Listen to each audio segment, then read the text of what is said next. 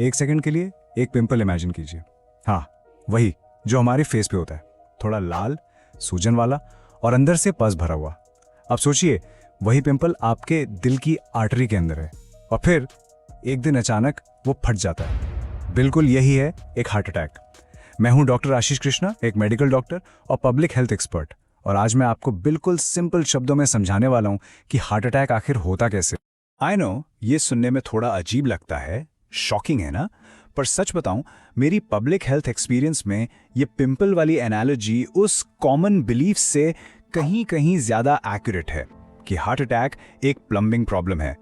हम सब यही सोचते आए हैं कि आर्टरी धीरे धीरे सालों में ब्लॉक हो जाती है, बिल्कुल जैसे किचन का ड्रेन बंद हो जाता है।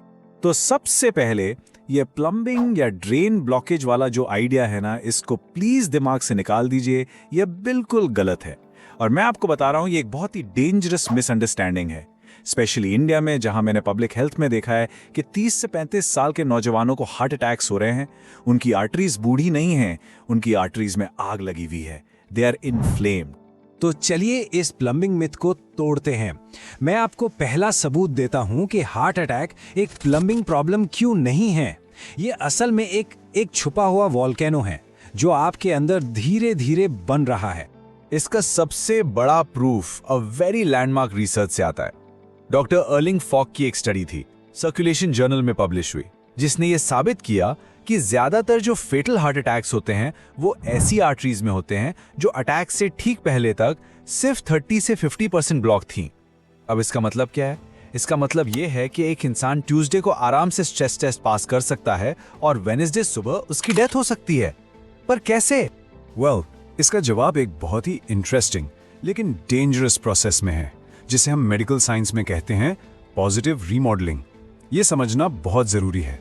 देखिए, जब प्लैक बनना शुरू होता है तो आर्टरी अंदर से छोटी नहीं होती, उल्टा वो बाहर की तरफ एक्सपैंड करती है, जैसे एक बलून फूलता है। इससे अंदर का रास्ता बिल्कुल खुला रहता है, ब्लड फ्लो नॉर्मल रहता है और इसीलिए स्ट्रेस टेस्ट भी नॉर्मल आता है। पर दीवार के अंदर एक टाइम बॉम्ब टिक टिक कर रहा होता है।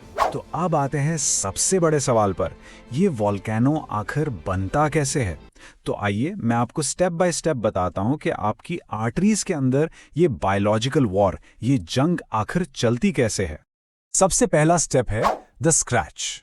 जब आपका ब्लड प्रेशर कंसिस्टेंटली हाई रहता है, या आप स्मोक करते हैं, या आपका शुगर लेवल कंट्रोल में नहीं है, तो आर्टरी की जो अंदर की बिल्कुल स्मूथ लाइनिंग होती है ना, जिसे एंडोथीलियम कहते हैं, उस पर छोटे छोटे स्क्रैचेस पड़ जाते हैं। फिर आता है स्टेप 2, द इन्वेजन। अब जब स्क्रैच आ गया तो दरवाजा खुल गया। इससे बैड कोलेस्ट्रॉल यानी ऑक्सीडाइज्ड एलडीएल आर्टरी की दीवार के अंदर घुस जाता है। Step 3, the immune war. Body इस घुसपैठिए को दुश्मन समझती है और अपने सोल्जर्स यानी व्हाइट ब्लड सेल्स भेजती है। वो इस कोलेस्ट्रॉल को खा जाते हैं, पर इतना ज्यादा खा लेते हैं कि खुद फूल कर मर जाते हैं और फोम सेल्स बन जाते हैं। और आखिर में स्टेप 4, द कवर अप। अब इस पूरे मैदान जंग को, इस मेस को छुपाने के लिए बॉडी उसके ऊपर एक स्कार टिश्यू की परत बना देती है। और बॉडी का ये जो कवर अप अटेम्प्ट है, ये जो स्कार टिश्यू की लेयर है, इसी को हम कहते हैं फाइब्रस कैप। और इस कैप के नीचे जो पूरा मेस है, इस पूरे स्ट्रक्चर को हम कहते हैं प्लैक। लेकिन यहां एक बहुत ही इंपॉर्टेंट बात समझनी है, सारे प्लैक एक जैसे नहीं होते।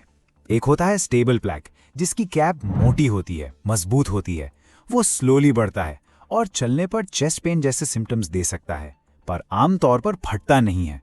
लेकिन असली किलर है अनस्टेबल प्लैक। उसकी कैप उस पिंपल की स्किन की तरह बिल्कुल पतली और कमजोर होती है। ये कोई सिम्टम नहीं देता, पर ये एक्सट्रीमली फ्रेजाइल होता है। यही वो साइलेंट किलर है। तो अब आते हैं उस फाइनल मोमेंट पर, द मोमेंट ऑफ इरप्शन, जब ये वोल्केनो फट जाता है। इमेजिन कीजिए, एक बिल्कुल नॉर्मल दिन है। आप सुबह उठे, ऑफिस के लिए लेट हो रहे हैं, ट्रैफिक का स्ट्रेस है, बॉस से मीटिंग का टेंशन है। इस मेंटल स्ट्रेस की वजह से आपकी बॉडी में एक केमिकल स्टॉर्म आ जाता है। कॉर्टिसोल और एड्रेनलिन जैसे स्ट्रेस हार्मोन्स फ्लड कर जाते हैं और इससे आपका ब्लड प्रेशर अचानक शूट अप कर जाता है।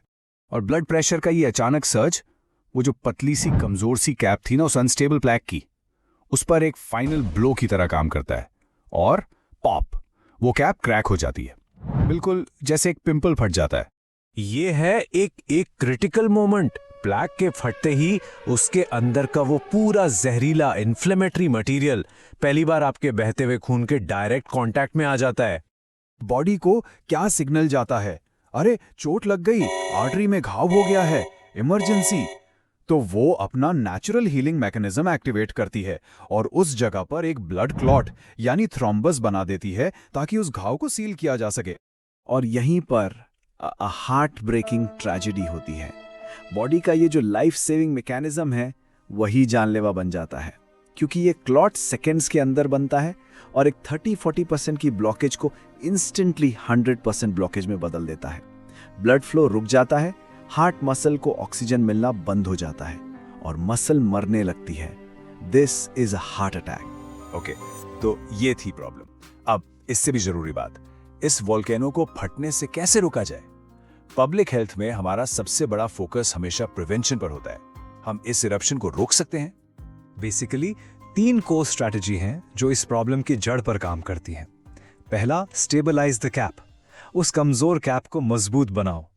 यहाँ स्टैटिन्स जैसी दवाइयों का रोल आता है, जो सिर्फ कोलेस्ट्रॉल कम नहीं करती बल्कि उस कैप को मोटा और स्टेबल बनाती हैं। दूसरा, and probably the most important, reduce inflammation. Artery के अंदर लगी उस आग को बुझाओ। लैंडमार्क ट्रायल्स जैसे कैंटोस ने प्रूव किया है कि सिर्फ इन्फ्लेमेशन कंट्रोल करने से भी हार्ट अटैक्स रोके जा सकते हैं। इसके लिए लाइफस्टाइल सबसे बेस्ट है। शुगर कम करना, प्रोसेस्ड फूड से दूर रहना, स्ट्रेस मैनेज करना। और तीसरी स्ट्रैटेजी है प्रिवेंट द क्लॉट, जिसके लिए लो डोज एस्पिरिन दी जाती है, लेकिन हमेशा हमेशा डॉक्टर की सलाह से। और सबसे जरूरी, आपको अपने नंबर्स पता होने चाहिए। ये आपके बॉडी के अर्ली वार्निंग सिस्टम्स हैं। HSCRP आपको बताता है कि इन्फ्लेमेशन यानी आग कितनी है। लिपिड प्रोफाइल में खास तौर पे ट्राइग्लाइसराइड और HDL का रेशियो एक साइलेंट रेड फ्लैग है। HbA1c आपका पिछले 3 महीने का शुगर कंट्रोल बताता है। और ब्लड प्रेशर ये बताता है कि दीवार पर कांस्टेंट प्रेशर कितना है। ये टेस्ट सिम्टम्स आने से सालों पहले आपको बता सकते हैं कि अंदर क्या जंग चल रही है। तो प्लीज ये बात हमेशा याद रखिए, एक हार्ट अटैक एक अचानक होने वाला इवेंट लगता है, पर यह असल में आपकी आर्टरीज के अंदर 10, 20, 30 सालों से चल रही एक शांत जंग का नतीजा है। ये वॉर अक्सर हमारे 20s में शुरू हो जाती है, पर इसका फाइनल रिजल्ट 40s या 50s में सामने आता है, जब तक अक्सर बहुत देर हो चुकी होती है। प्रिवेंशन इसलिए इज द ओनली क्योर। तो मैं आपको इस एक सवाल के साथ छोड़ के जा रहा हूं। क्या आप अपने दिल की सेहत के लिए सही जंग लड़ रहे हैं, या अब भी आप सिर्फ प्लम्बिंग ठीक करने में लगे हैं? अगर आप ऐसी ही real science backed health information चाहते हैं बिना किसी मार्केटिंग या झूठ के, तो मैं आपको अपनी पर्सनल व्हाट्सएप कम्युनिटी में इनवाइट करता हूं। इसका लिंक नीचे डिस्क्रिप्शन में है, क्योंकि सही जानकारी हासिल करना आपका हक है। और अगर ये इन्फॉर्मेशन आपको हेल्पफुल लगी तो इसे शेयर जरूर करें, क्योंकि at the end of the day एक जिंदगी बचाना किसी भी रिसर्च पेपर से बड़ा काम है। मिलते हैं व्हाट्सएप कम्युनिटी में।